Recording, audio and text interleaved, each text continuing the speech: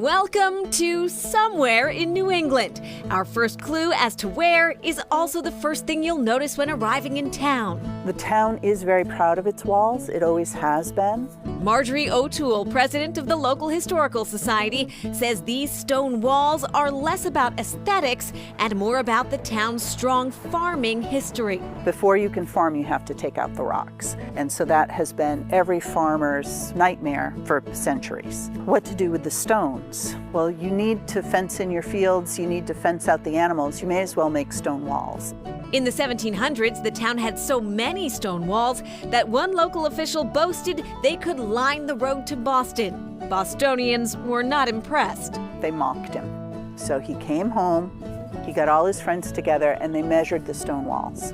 He went back to Boston, and he said, "Gentlemen, I was mistaken. We don't have enough stone walls to go all the way to Boston. We have enough stone walls to go all the way to Boston on both sides of the road." We'll have more on those walls and their creators later. But if you're still feeling lost in the woods, perhaps you should phone a friend, preferably one with the last name Wilbur. So we are at the Wilbur House Museum, and if you travel to other parts of town, you'll find Wilbur School and Wilbur Store and Wilbur's Woods, so Wilbur everywhere. The four Wilbur brothers first arrived in town in about 1690. Each had a 100-acre farm, and by the 19th century, there were 500 Wilburs in town. Some of the family legacy is on display at the Historical Society's permanent exhibit, Everyone Was a Farmer, where you can find, among other town treasures, a sheep treadmill. And so instead of having the women of the household churn the butter, the sheep would end up churning the butter.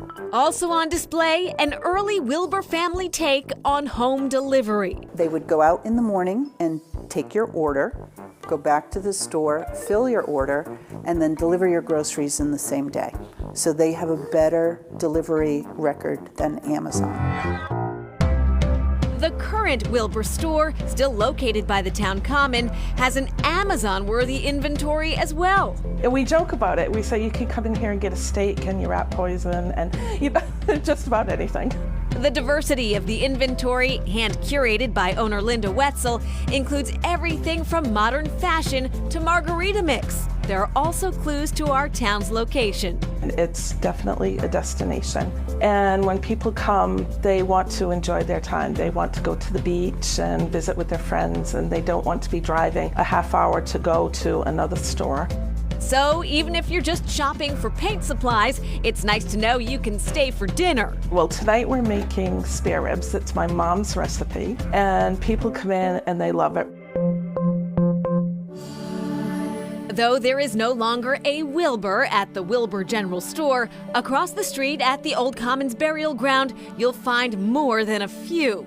Pay careful attention to the layout, and you might even find a clue. The setup in these old burial grounds is that the stones are facing east to west, and the significance is on Judgment Day, the person would rise up out of their grave, face east, and be called back to heaven. Fred Bridge, who helps maintain the space, knows the geographic significance of a central burial ground, but here's another hint. Our mystery town has a number of small family cemeteries as well. Not a typical combination. To its credit, the town also has taken measures to highlight a population in this burial ground that is often overlooked here in New England. This row is known as Slave Row, although when people were buried here, they were not slaves any longer. And there was a stone wall separating it from the rest of the cemetery. In 2016, the Historical Society set up a memorial stone to the individuals that were enslaved and indentured in our town.